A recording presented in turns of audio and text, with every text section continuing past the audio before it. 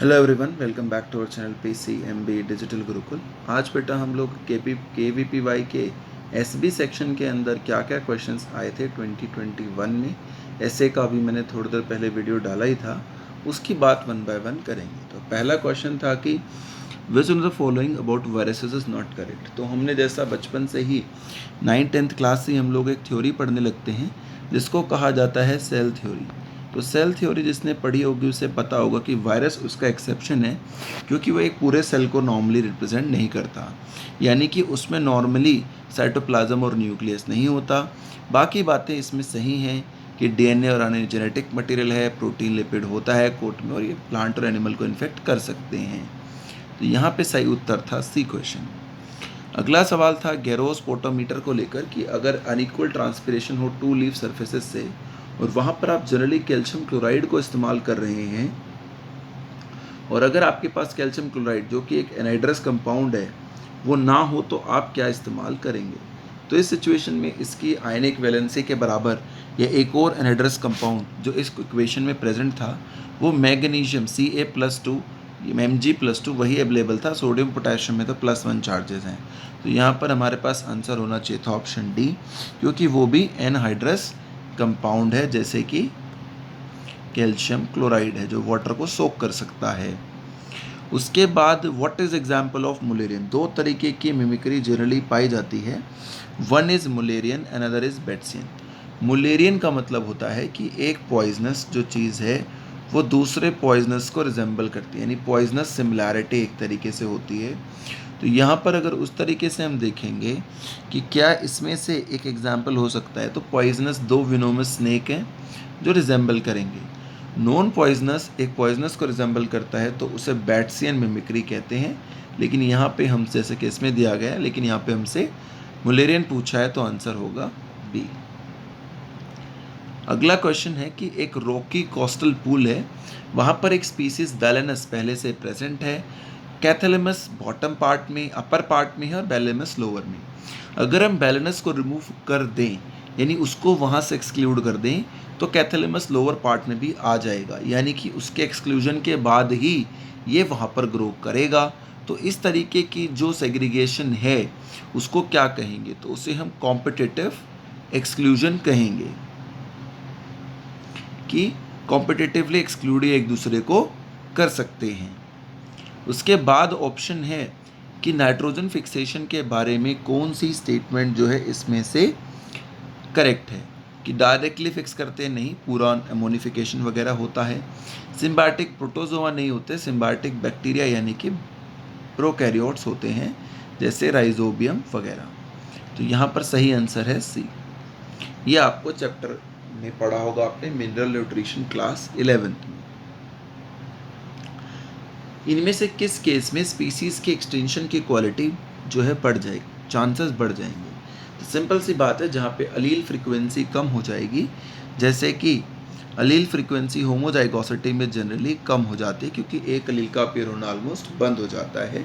तो यहाँ पर सही आंसर होगा high frequency of homozygosity. Enzyme से क्या चीज़ कैटालिसिस नहीं होती, एक्सचेंज ऑफ गैसेस, क्योंकि ये डिफ्यूजन के थ्रू होती हैं। बाकी इसके लिए तो पेप्सिन एंजाइम हमारे पास प्रेजेंट होता है, इसमें तो पूरा एंजाइम है ग्लाइकोलिटिक सिस्टम में।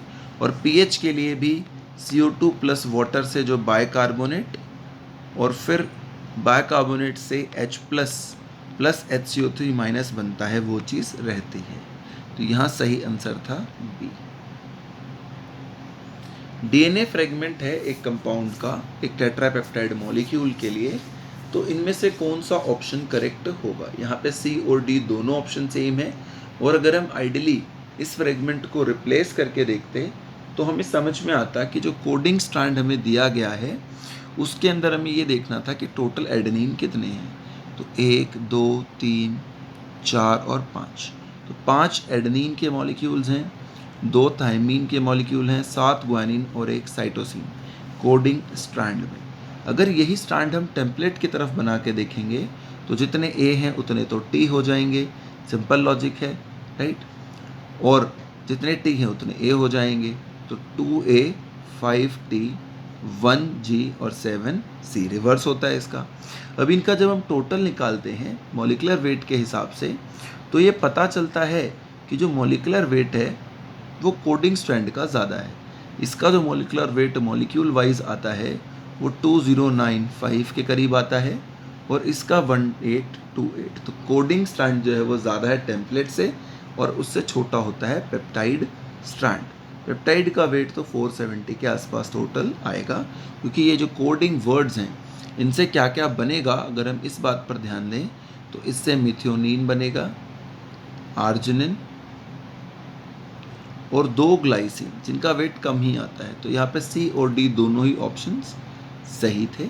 इसमें आई थिंक हर बच्चों को पूरे मार्क्स मिल जाएंगे। उसके बाद क्वेश्चन था कि अगर लाइसोसोम को सडनली डिसरप्ट कर दिया जाए तो कौन सी सिचुएशन अराइज करेगी। तो लाइसोसोम साइटोसोल में होते हैं और वो हमेशा चीज़ों को लाइसेस करते हैं, तो ब्रेक डाउन ही होगा मैक्रोमोलिक्यूल्स का, मेक तो कुछ होगा नहीं, डिवीजन प्रमोट नहीं होगी, ऐसा भी नहीं होगा। तो बी ऑप्शन जो है वो यहाँ पर ज़्यादा परफेक्टली समझ में आता है।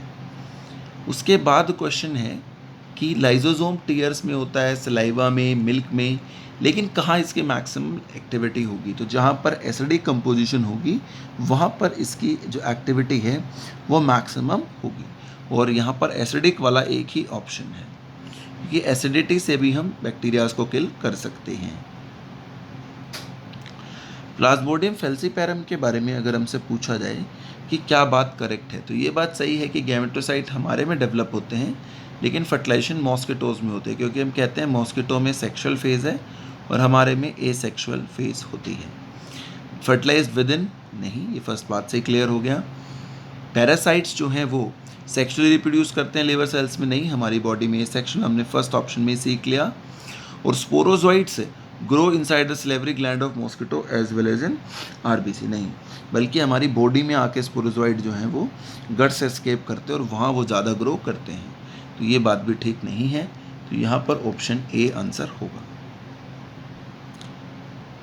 नॉन सेलुलोजिक सेल वॉल, इनमें से एक ही सेल वॉल, पहली बात इसमें तो सेल वॉल ही नहीं होगी, और इनमें से नॉन सेलुलोजिक सेल वॉल जो है वो इसमें और इसमें हो सकती है, क्योंकि प्लांटाई में तो सेलुलोज की होती है। लेकिन अब क्वेश्चन आ गया हैज़ द न्यूक्लियर मेम्ब्रेन, तो मोनेरा प्रोकारियोट है, उसके पास न्यूक्लियर मेम्ब्रेन नहीं है, तो आंसर हो जाएगा ऑप्शन नंबर बी। एज्यूम करें कि सन जो है वो 100 kilogram of light energy provide करता है 3 ट्रॉफिक लेवल सिस्टम में, तो टाइगर के पास कितनी होगी। यानी कि ये प्रोड्यूसर है, ये पहला कंज्यूमर है, दूसरा कंज्यूमर है। प्रोड्यूसर जो होता है वो हमेशा टोटल का 1% जो है वो टेकअप करता है प्रोड्यूसर, पहली बात तो ये। तो प्रोड्यूसर के पास आएगी 1 किलो जूल। कितनी आएगी बेटा प्रोड्यूसर के पास? 1 किलो जूल। अब जो 1 किलो जूल है उसमें से हर बार सिर्फ 10% ही पास ऑन होती है, तो 1 किलो जूल में से डियर के पास रह जाएगी 0.1 किलो जूल और इसके पास रह जाएगी 0.01 किलो जूल, और इसको कन्वर्ट करेंगे तो आंसर आ जाएगा 10 जूल्स, जो कि ऑप्शन नंबर है B. Cell obtained after a successful, यानी कि न्यूक्लियर डिवीजन होती रहे, कार्योकाइनेसिस होती रहे और साइटोकाइनेसिस ना हो, तो एक ही सेल में बहुत सारे न्यूक्लियस हो जाएंगे और उसे हम जनरली सिनेक्टियम कहते हैं। इजी क्वेश्चन था।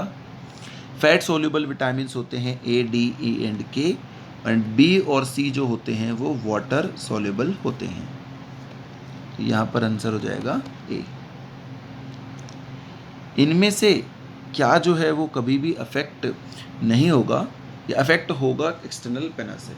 तो बैलेंस ऑफ द बॉडी, इसके लिए तो हमारे पास वेस्टिबुलर अपरेटस होता है, तो ये तो आंसर कट गया। Range of Audible sound frequency, इसके लिए जनरली जो है वो कॉक्लिया जो है वो प्रेजेंट रहेगा, तो उससे कोई लेना देना नहीं है। हॉरिजॉन्टल प्लेन के लिए सीधा आपके पास एक्सटर्नल ऑडिटरी मेटस है, तो एक ही ऑप्शन आपके पास बचता है, ऑप्शन नंबर 2। इनकरेक्ट क्या है कि एक प्रोटीन कोडिंग जीन जो है वो हमेशा सिंगल स्पीसीज ऑफ mRNA ही बनाएगा, नहीं।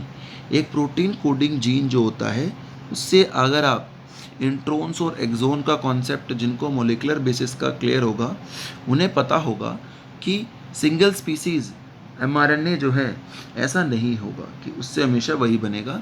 mRNA में चेंजेस हो सकते हैं बेसिस ऑन कि आपने कहाँ पर कितनी स्प्लाइसिंग की है, राइट। थस mRNA जो है स्प्लाइसिंग में जाता है। बाय चूजिंग कौन से इंट्रॉन्स हम रिमूव करते हैं तो हम mRNA को बदल सकते हैं। तो ये यहाँ पर जो कहानी है उसमें स्प्लाइसिंग के कारण ये स्टेटमेंट गलत हो जाएगी, यानी कि ये सही आंसर पहला ही हमारे पास आ जाएगा कि protein slash coding gene always produce a single species of RNA, mRNA नहीं, वो चेंज हो जाएगी, राइट। यानी कि कोडिंग स्ट्रैंड से हमेशा एक ही टाइप का हमेशा mRNA बनेगा जो आपके tRNA में जाएगा नहीं, क्योंकि इंट्रोन्स और एक्सोन्स के रिमूवल पर ये बात डिपेंड करेगी, राइट।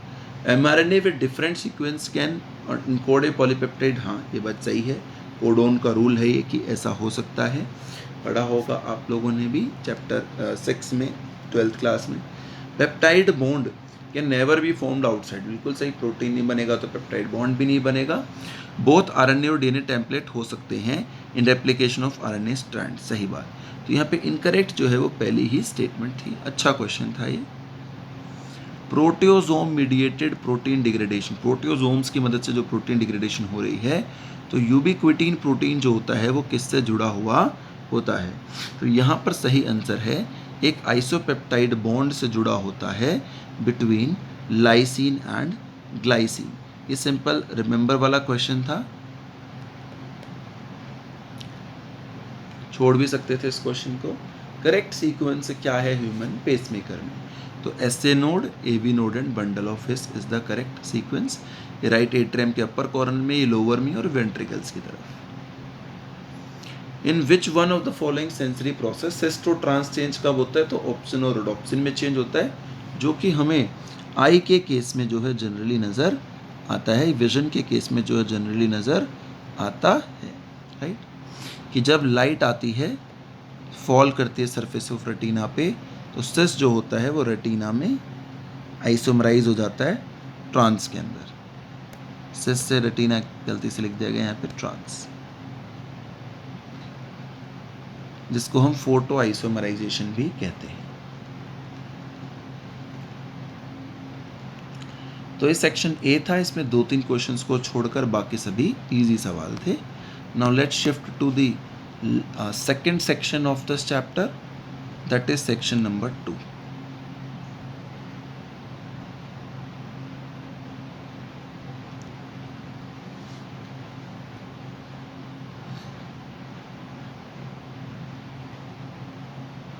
जो कि 111वें क्वेश्चन से है, जिसमें सबसे पहले क्वेश्चन ये है कि फंक्शनल ग्रुप जो है इन इक्वेशंस में से कौन सा फंक्शनल ग्रुप किस चीज़ से रिलेट करेगा, पहला क्वेश्चन आपसे ये पूछा गया है। तो अगर हम इस क्वेश्चन को देखेंगे तो ग्लिसरोल जो है, अगर हम उसकी बात करते हैं तो उसमें OH ग्रुप होता है। सिस्टीन जो है उसमें हम जानते हैं सल्फर वाला है, तो इसमें सल्फर का ऑप्शन एक ही था। सिट्रेट जो है एक एसिडिक कंपोजिशन है, तो COOH, और पायरुवेट जो है उसमें CO and CO minus, nothing like NH2। तो जब इस इक्वेशन से मैच करेंगे तो हमारे पास थर्ड ऑप्शन जो है यहाँ पर सही नज़र आएगा। After that the next question is the diagram depicted below कौन सा सिग्नल है, तो सीधा आप मेम्ब्रेन को क्रॉस करके जब कभी भी न्यूक्लियस पर जाते हैं तो वो स्टेरॉयड हार्मोन का सिग्नल होता है, ये पुराना जो है इसका आंसर रहेगा, राइट। वो साइटोकाइन सिग्नलिंग तो किसी भी इंट्रासेलुलर रिसेप्टर से एक्ट ही नहीं करती। उसके बाद उन्होंने कहा कि एक इलेक्ट्रोफिलिक एनालिसिस किया आपने दो चीज़ों का, पी और क्यू लोकस का, तो पी लोकस का ये आ गया और क्यू लोकस का इधर आ गई वैल्यू। तो उसने कहा कि पी की वैल्यू तो ये है और क्यू की वैल्यूज़ 2 ये नज़र आ रही हैं आपको, फ्रीक्वेंसी बतानी है।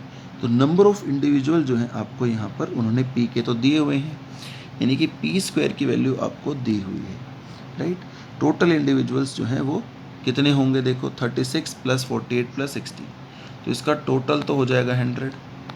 उसमें से जो पी स्क्वायर की वैल्यू है, यानी कि जिनके पास सिर्फ अलील पी है उसकी वैल्यू जो है वो 36 है, तो पी स्क्वायर 36 है, तो पी की वैल्यू जो है वो 0.6 हो जाएगी। जो कि 36/100 आ जाएगा।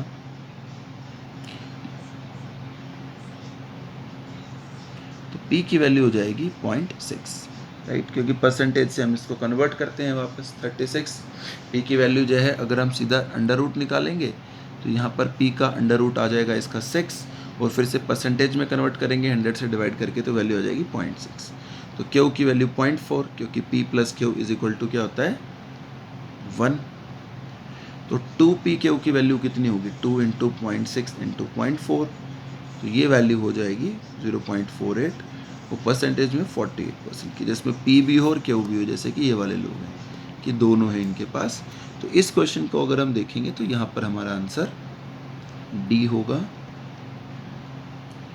फिर कहा गया कि एक PCR की साइकिल है जिसमें कि रिवर्स प्राइम, यानी कि जब इस साइकिल में हम कहते हैं कि ये 2 DNA स्ट्रैंड्स हैं, थोड़ी देर बाद एक की ग्रोथ इस तरफ बढ़ेगी और एक की इस तरफ, तो ये रिवर्स वाला आपके पास नहीं है। जो रिवर्स प्राइमर नहीं है, सिर्फ क्या है फॉरवर्डिंग प्राइमर है। और आपने वहाँ पर अगर स्टार्टिंग में जो है वो काम किया कि 10 मॉलिक्यूल्स थे डबल स्ट्रैंडेड DNA के, वो आपको बनाने थे। तो भाई डबल स्ट्रैंडेड DNA के तो बार बार बनेंगे ही नहीं, क्योंकि बैकवर्ड डायरेक्शन में जा नहीं रहा है। 5 साइकिल होंगी तो सिंगल स्ट्रैंड हालांकि 10 से बढ़कर जो है हमारे पास हो जाएंगे 50, और डबल स्ट्रैंडेड उतने ही रहेंगे। तो इसका आंसर हो जाता है 50 single stranded and 10 double stranded molecules, क्योंकि हर बार जब आप स्टेप करोगे, अब ये 10 थे, इसके साथ साथ ये बन गए 20, फिर एक और साइकिल होगी 30, फिर 40, फिर 50, तो 50 ये स्ट्रैंड्स बन जाएंगे, लेकिन डबल स्ट्रैंडेड पहले वाले जितने ही रहेंगे। यहाँ पर आंसर था ए ऑप्शन। अब उसने कहा कि एक पेप्टाइड का सीक्वेंस है और उसके अंदर बीटा शीट है और अल्फा शीट है, अल्फा हेलिक्स है। इस इंफॉर्मेशन के हिसाब से अल्फा कार्बन एटम रेजिड्यू का डिस्टेंस जो है वो कहाँ पर कम या ज़्यादा होगा। तो यहाँ पर सिंपल सी बात होती है कि जो अल्फा हेलिक्स होता है वो कॉम्पैक्ट होता है, जबकि बीटा जो होता है वो एक्सटेंडेड होता है। ये कैसा होता है कॉम्पैक्ट और ये एक्सटेंडेड। अगर आपको बेसिक डायग्राम से इतना भी ध्यान रह जाएगा तो आप बता देंगे कि ये लेस होगा प्रो 1 में देन प्रो 2, राइट। उसके बाद अगर हम यहाँ पर बात करते हैं तो ये बहुत ही मतलब सिंपल सा ही आंसर है, कोई कन्फ्यूजन इसमें नहीं है कि बीटा में 4 रेजिड्यूज होते हैं अमीनो असाइल ग्रुप के और अल्फा में 3.6। यहाँ पर फिर हम इस मैच द कॉलम की बात करते हैं जो कि क्वेश्चन नंबर 116 है। तो ये भी आसान ही ऑप्शन था कि भाई P जो है उसकी बात करेंगे तो 3 कार्बन का शुगर है और इसमें ग्लाइकोलाइसिस है। ट्रिप्सिन तो एक प्रोटीन है जो कि डाइजेशन में जाता है। रूबिस्को तो 5 कार्बन शुगर है जो कि फोटोसिंथेसिस में जाता है। बच गया कार्बोनिक एनहाइड्रेस जो CO2 और ब्लड पीएच में जाता है, जैसे भी हमने थोड़ी देर पहले क्वेश्चन में देखा था। यहाँ सही आंसर होगा ये, ठीक है। और ट्राइफॉस्फेट आइसोमेरेज क्या होता है, एक ऐसा एंजाइमेटिक प्रोटीन जो कि 3 कार्बन शुगर का काम करे। ये कौन सा मॉडल है, तो ये सीधा सीधा आंसर था, पढ़ा हुआ है हमने, एसए सेक्शन में भी आया था कि ये लॉजिस्टिक नहीं है बल्कि एक्सपोनेंशियल ग्रोथ मॉडल है जो बढ़ता ही जाता है आगे की तरफ। dN/dt जो होता है वो उसी की रिप्रेजेंटेशन होती है। स्ट्रेट क्वेश्चन था। फिर आपको कहा गया कि एक एसिंक्रोनस पॉपुलेशन है एक्टिवली डिवाइडिंग सेल्स की, यानी हर बार बराबर डिवाइड नहीं करती, वो सिंक नहीं है उसकी डिविजन, जिसमें 2 घंटे का ये है, 10 घंटे का ये है, 6 घंटे का ये फेज़ है और 6 घंटे का G2 फेज़ है। अगर पॉपुलेशन को एक्सपोज किया जाता है टू ट्राइटिएटेड थाइमिडीन फॉर 30 मिनट्स और फिर आप 2 सेल्स जो है उसमें से ले लेते हैं, यानी कि ये जो पॉपुलेशन आपने बनाई जिसके अंदर माइटोटिक फेज़ कम है और बाकी फेजेस ज़्यादा, हमेशा से इंटरफेज होता ही है 90% से ज़्यादा, इस पॉपुलेशन को अगर हम थाइमिडीन से एक्सपोज करते हैं और उसके बाद कोई भी 2 सेल हम लेंगे तो क्या प्रोबेबिलिटी है कि पहला सेल तो M फेज़ में होगा, तो पहला सेल M फेज़ में होगा तो टोटल में से M फेज़ की प्रोबेबिलिटी निकाल लेते हैं। टोटल 2, 10, 6, 6, 10, 16, 6, 24 आवर्स हो गए। M फेज़ तो 2 है तो 2/24, तो M फेज़ की तो सिंपल निकल गई, 1/12 वैल्यू निकल गई। उसके बाद then what will do the probability of being M phase, and second cell की प्रोबेबिलिटी क्या होगी कि वो रेडियो एक्टिव सिग्नल जो है उसको शो कर सकता है। तो कोई एक सेल है, वो भी सिंपल सा इक्वेशन है उसकी भी, और उसको आपने एस फेज़ में इन्वॉल्व करा है, तो एस फेज़ के अंदर देखोगे तो 6/24 हो जाएगा, राइट। और अगर दोनों की मिक्सअप पॉपुलेशन देखोगे, दोनों का एक साथ निकालना है तो 1/12 इंटू 6/24, और ये आंसर हो जाएगा 1/48। तो ओवरऑल प्रोबेबिलिटी जो है ये निकल जाएगी, डी आंसर, राइट। फिर यहाँ पर आपको कहा गया कि काइनेमेटिक पैरामीटर्स बताइए और ये बताइए कि दोनों की बराबरी क्या है। तो यहाँ आपको याद रखना है कि जो स्पेसिफिसिटी कांस्टेंट है, जो काइनेटिक पैरामीटर्स होते हैं, उनकी जो वैल्यू है वो होती है के कैट बाय के एन, और यहाँ पे के कैट और के एन में सबकी वैल्यू इक्वल आ रही है रेशियो निकालने पर, तो इसलिए हम इसको बोलते हैं कि बराबर होगा, यानी कि सी ऑप्शन होगा, के कैट बाय के एन, यानी कि कैटेगरी कांस्टेंट क्या होगा, सबस्ट्रेट कंसंट्रेशन के हिसाब से। Now the last question of SB section was this, कि नेट चार्ज जो है वो उसका करेक्ट कॉम्बिनेशन आपको बताना था। तो यहाँ पर अगर आप देखते हैं तो एलेनिन और ग्लाइसिन जो है, सिंपल लॉजिक था कि एलेनिन और ग्लाइसिन जो है वो न्यूट्रल अमीनो एसिड्स हैं, तो उनका तो ज़ीरो चार्ज है। बचा ग्लूटामीन, तो ग्लूटामीन जो है उसमें एक माइनस है क्योंकि वो एसिडिक है, तो 2 ग्लूटामीन्स हैं तो ये -2 हो जाएगा, तो -2 से ही पहले 2 ऑप्शन तो कट गए। फिर आ जाओ आर्जिनिन और लाइसिन पर, ये बेसिक हैं आर्जिनिन और लाइसिन, इसका भी +1 है पहले वाले का और तीसरे वाले का भी। ग्लाइसिन आप ऑलरेडी पढ़ चुके हो कि न्यूट्रल चार्ज होता है, राइट, और सीरीन जो है वो भी न्यूट्रल अमीनो एसिड होता है, तो इसका कोई चार्ज नहीं होगा, ये भी न्यूट्रल है, तो यहाँ +2, तो -2 +2, इसी से आंसर ए पर आप पहुँच गए। यहाँ देखोगे तो ग्लाइसिन, सीरीन, ग्लाइसिन, एल्लिन सबके सब क्या हैं, न्यूट्रल अमीनो एसिड्स हैं, तो ये 0। इधर देखोगे तो एस्पार्टिक एसिड पे नेगेटिव होगा, बाकी सब न्यूट्रल हैं, तो यहाँ पे फर्स्ट आंसर हो जाएगा। Thank you so much for watching, keep supporting us, do like and subscribe to our channel.